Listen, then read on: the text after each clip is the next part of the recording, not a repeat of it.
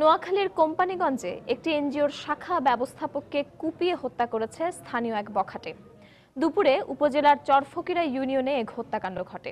Police জানায়, কিছুদিন আগে এক চুরির ঘটনা ধরিয়ে দেওয়ার কারণে নিহত তপন ভৌমিকের উপর ক্ষিপ্ত ছিল স্থানীয় বখাটে আবু সাইদ। এরই জের ধরে দুপুরে তপনের অফিসে ঢুকে তাকে এলোপাথারি কুপিয়ে জখম করে ওই বখাটে যুবক।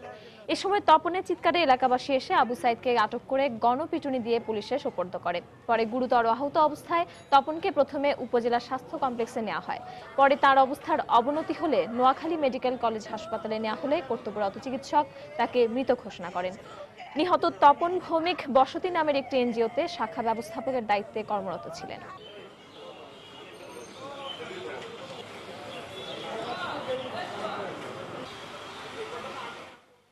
একটা লোক একটা রান্দা লই বলে অফিসে উঠছে।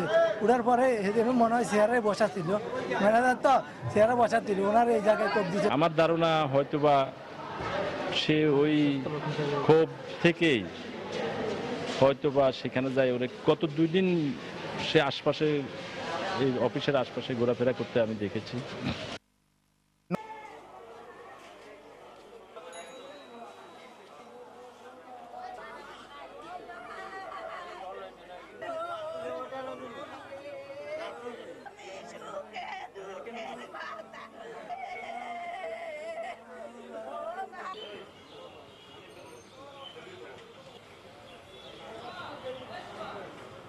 একটা লোক একটা রান্দা লই বলে অফিসে উঠছে।